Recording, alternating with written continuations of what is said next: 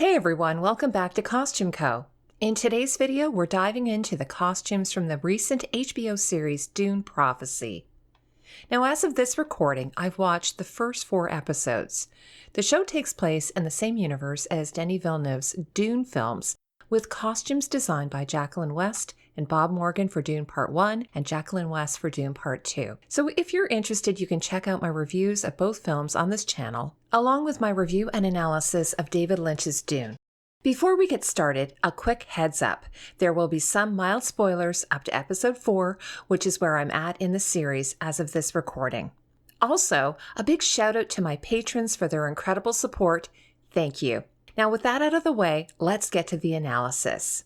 When I first started watching this show, I'll admit I was a little hesitant. Now, it's set 10,000 years before the birth of Paul Atreides, so that's a staggering amount of time frame to convey in a story, especially when you consider that, in our reality, entire civilizations have risen and fallen in much shorter periods.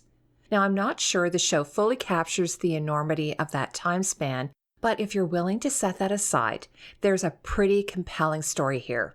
As a non-book reader, aside from Frank Herbert's original Dune novel, I'm not deeply familiar with the source material.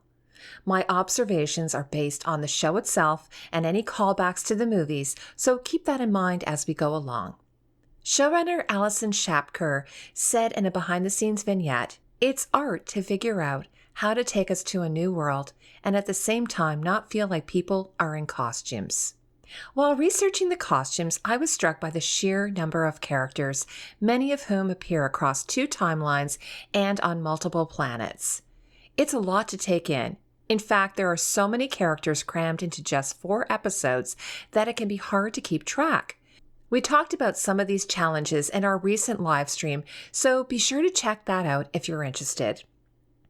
All that aside, the show is visually stunning. The costumes in particular are some of the most technically perfect I've seen in a series in quite some time.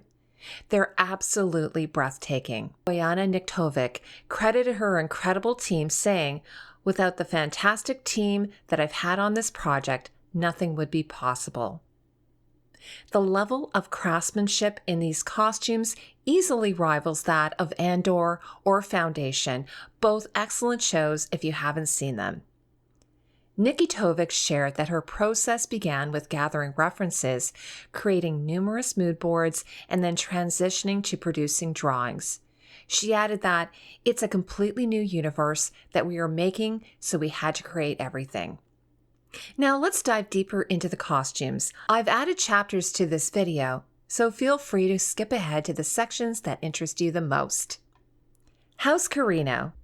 The creative team took a bold, fresh approach to the costumes of House Corrino versus those depicted in Dune Part 2. Their palette prominently features pomegranate red and teal blue. However, colors in the show can be tricky to pinpoint due to the color grading, so you'll notice they often appear differently in screen grabs compared to how the costumes look on mannequins.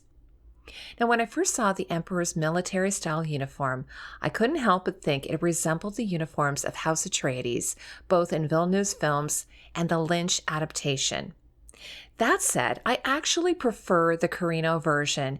It feels more distinctive and regal. Actor Mark Strong, who plays Emperor Javico Corrino, said of the costumes, "The costumes are so intricate and well-made, and in a world where you need to be Emperor of the universe, there's almost no acting required." One recurring motif in the show is the embossed texture on many of the costumes. You'll see this detailing on coats, waistcoats, and especially the Emperor's coat. Nikitovic explained, "For the Corrino family, we had a fantastic leather master who brought his laser cut machine. We were cutting leather, making designs, applying fabric on it to create texture." Similarly, like House Atreides' sigil appearing on collars, the Corrino family's sigil is featured on nearly every piece of the Imperial family's attire. I suspect this sigil was created specifically for the show, as the closest example I could find was the abstract coat of arms from the Dune Spice Wars video game. Nikitovic also mentioned that the metal department handcrafted the insignias to symbolize the family's immense power. The Empress often wears variations of pomegranate red, but occasionally switches to blue tones. Both the Empress and Princess Inez wear Kokoshnik-style tiaras at court, which has drawn some comparisons to Game of Thrones, or Game of Thrones in space, as some people have called it. Now, personally, I think this comparison is mostly coincidental. There are only so many silhouettes and cultural references costume designers can draw from. That said, the Empress's tiara does remind me a little of the one worn by young Rhaenyra Targaryen during the fealty swearing-in scene in House of the Dragon. And Mother Superior Valia also wears a kokoshnik, though hers is more reminiscent of a French hood in shape.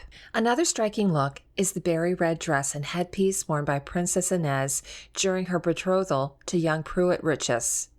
The scene where the Empress helps Inez into her corset and panniers immediately brought to mind Julia Roberts' corset scene as the evil queen in Mirror, Mirror.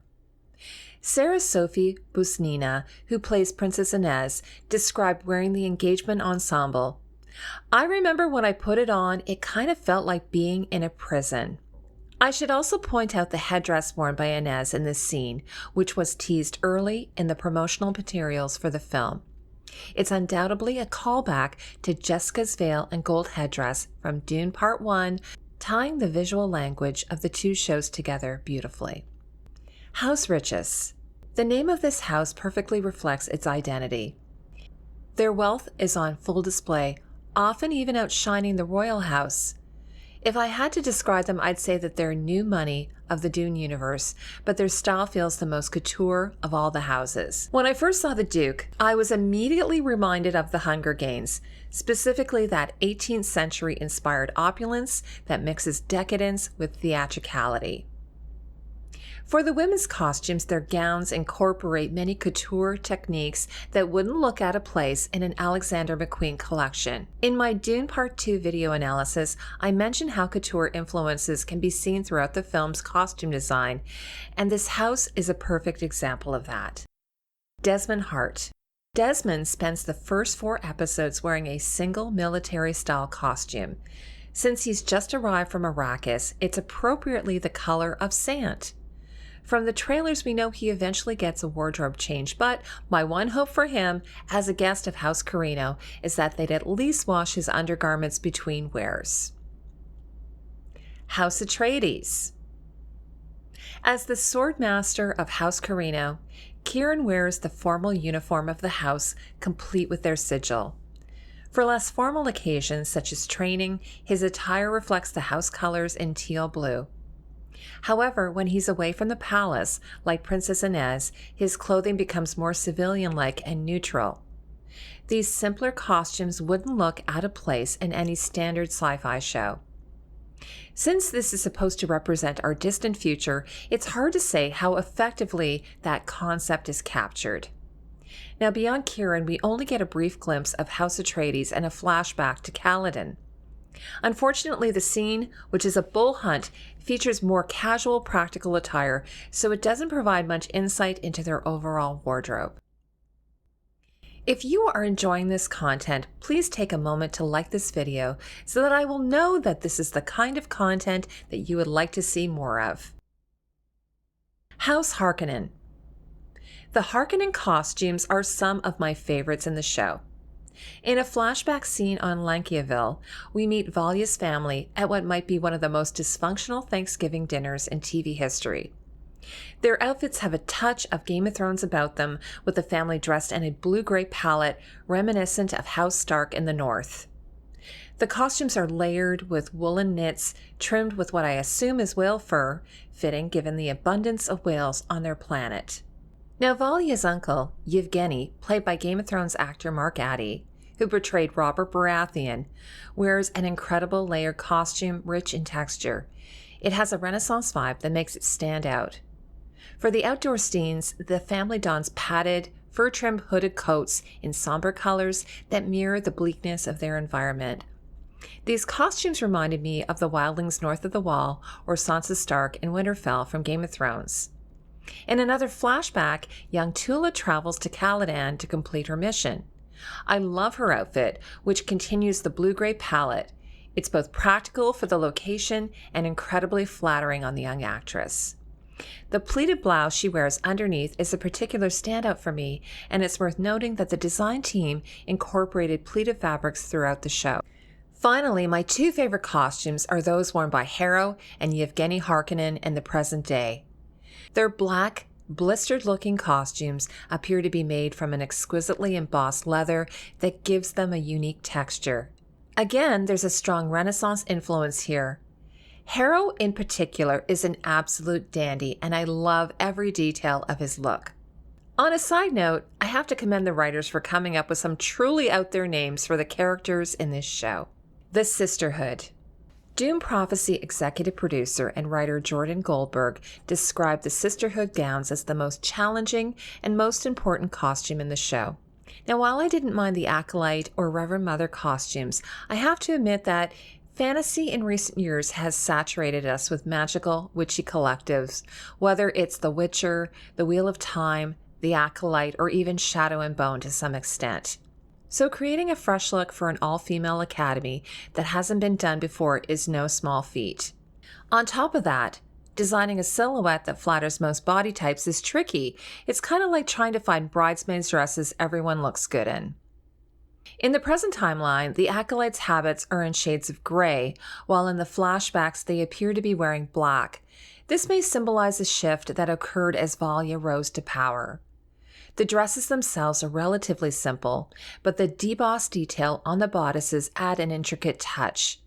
They're fastened at the hip with a metal clasp resembling a blend of an infinity symbol and a Ouroboros, or a snake or possibly sandworm eating its tail. This motif also appears in the Reverend Mother's signet rings. One element I'm less certain about is the abstract metal neckpiece, first worn by Mother Superior Raquella and later by Valia. Its purpose and symbolism remain ambiguous. A consistent costume seen across both timelines is the creamy training uniform worn by the Acolytes.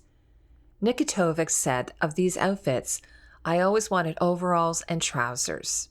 The organic texture of the fabric and its lighter color complement the surrounding stone and rock, while also contrasting with the gray exteriors and the brutalist structures of the planet.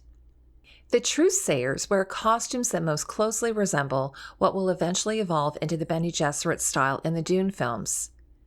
In Villeneuve's movies, the black dresses of the Bene Gesserit were inspired by tarot cards, with Denis Villeneuve describing the Reverend Mother as almost like a chess piece.